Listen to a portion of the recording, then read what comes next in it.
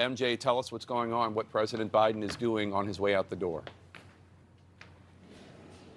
Breaking news from the White House, a statement from President Joe Biden issuing preemptive pardons for a number of individuals that he said he is fearful will be persecuted, politically persecuted. I just want to tick through for you the list of people that the president says he is pardoning preemptively today. They include General Mark Milley, Dr. Anthony Fauci.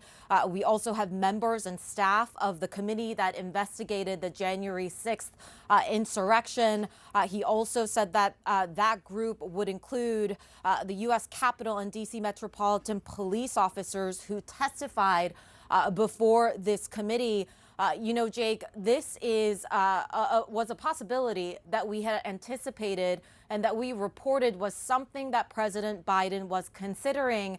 And in all of our reporting, we anticipated that if he were to take this action, it was very possible that it would happen at the very last minute. And here we are, just hours before President Biden is set to leave the White House. The president is announcing this very controversial decision. You know, in this lengthy statement that he just released, he says, I believe in the rule of law, and I am optimistic that the strength of our legal institutions will ultimately prevail over politics. But he says these are exceptional circumstances, and I cannot in good conscience do nothing. Now, when he is talking about exceptional circumstances, of course, he is referring to the incoming president, Donald Trump, who has made very clear in all of his public statements that he is focused on taking revenge on people, on individuals who he sees as having done him wrong. These specific people, and particularly if you think about the members who served on the January 6th committee, the staffers who served to work on that committee, these are people that the president obviously was worried would face a lot of legal troubles. Knew that there was just a lot of hardships coming their way, and this is why he is taking this action, to make sure that he can save them from all of that, even though he makes clear he does not believe that they did anything wrong, Jake. All right, MJ Lee, thanks so much. Let's go to Jamie Gangel now for more on this. And Jamie Gangel, a lot of the members of the January 6th committee said that they didn't want preemptive pardons. They hadn't committed any crimes. They didn't think it was necessary. But there is always just the question of even a prosecution that isn't going anywhere is still going to cost potential defendants up to millions and millions of dollars to just defend themselves. Right. I think I was just texting with some people who would be covered by this. And as you know, Jake, there was a lot of discussion back and forth about this because members of the committee are covered by speech and debate. Technically, witnesses, Capitol Hill Police, D.C. Police, members of the committee, everybody I spoke to who was involved with the January 6th committee hearings felt very strongly. They all said exactly the same words. We didn't do anything wrong, so we don't need a pardon.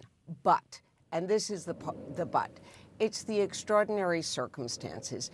It's the fact that President Biden felt that there would be this political retribution, political revenge that did not have any bearing in the facts, but that he was giving members, committee staffers, witnesses, sort of a blanket of protection to try to send a message more than anything else.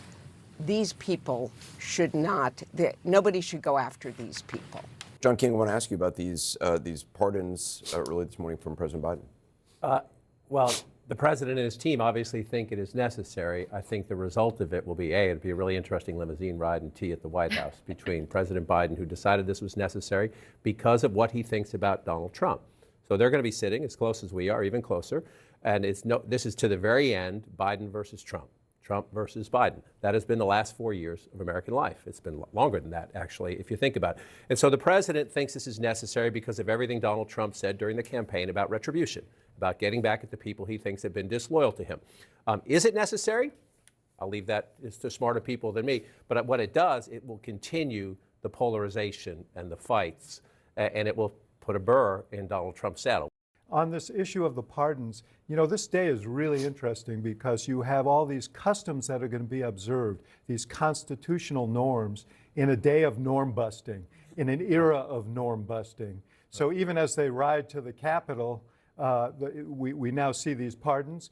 Right after the swearing in, President Trump is going to sign some executive orders, many of which will be tested in court because they challenge the constitutional separation of powers. So it's a day of customs and a day of customs busting. Yeah. And we're going to talk to Anita McBride, who's next to me, former Chief of Staff of First Lady Laura Bush, in just a moment, about the customs of the day and that transition. It's fascinating, the details of it. I do want to stick with the pardons, though. Tim Naftali, historian, talk about the nature of these pardons just in sort of the scope of history. Well,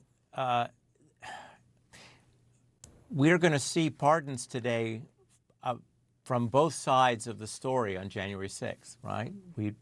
President Biden surprised us by preemptively pardoning those who tried to investigate the insurrection. And later in the day, it is anticipated, and ex-President-elect Trump has told us he'll do this, we will see pardons for some of those who participated in the insurrection on January 6th. This is unprecedented in the sense that two presidents have done this. What isn't unprecedented, however, is for people who participated in an insurrection to get a pardon. On Christmas Day in 1868, Andrew Johnson did just that. He pardoned the Confederate leaders.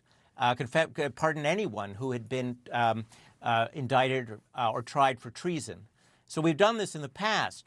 The difference, however, is that for all his flaws, and Andrew Johnson was a very flawed president, Andrew Johnson actually opposed the Confederacy. He supported the unity of the United States, which is why that's why Abraham Lincoln chose him as his running mate. But today we're going to see likely a president pardoning people who participated in insurrection that he supported. That will be a first. Yeah. Alyssa, did these surprise you? The pardons didn't surprise me, but I actually think Joe Biden might have done Donald Trump quite a favor with this. Listen, the American people elected Donald Trump to deal with the border, to deal with the cost of living, to deal with, restoring American leadership abroad, not to be going after Tony Fauci and prosecuting four-star generals. And as much as some of his base may have liked that, most of the country would hate that sideshow. And this kind of allows him to focus on the things that he's good at, that he was elected to do, not get distracted with what would end up being something that I think kind of feeds to his worst instincts. That said, I think he's going to be mad about this. I think it is going to be an awkward car ride over, and I could see it changing some of the remarks that he gives later today. He's going to be speaking twice. I'm almost certain he'll end up addressing this in some form. Let's go back to CNN's Pamela Brown, who has some reaction from General Mark Milley, the retired chairman of the Joint Chiefs of Staff, to the preemptive pardon he is getting from President Biden. We should note Donald Trump gave General Milley at one point the Presidential Medal of Freedom before he decided he was a political enemy of his. Pamela? That's right. I just received the statement from General Milley. We're the first to obtain it here, Jake. And let me just read the statement to you. In response to this preemptive pardon from President Biden, the statement says, "My family and I are deeply grateful for the president's action today. After 43 years of faithful service in uniform to our nation, protecting and defending the Constitution, I do not wish to spend whatever remaining time the Lord grants me fighting those who unjustly might seek retribution for perceived slights. I do not want to put my family, my friends, and those with whom I serve through the resulting distraction, expense, and anxiety. It has been an honor and a privilege to serve our great country in uniform for over 4 decades, and I will continue to keep faith and loyalty to our nation and Constitution until my dying breath. I thank my wife, Holly Ann, my children, my dear friends, and my trusted colleagues who have supported me throughout my life. God bless the United States of America and the troops who sacrificed so much in order to protect us against all enemies." So that is the statement from General Mark Milley.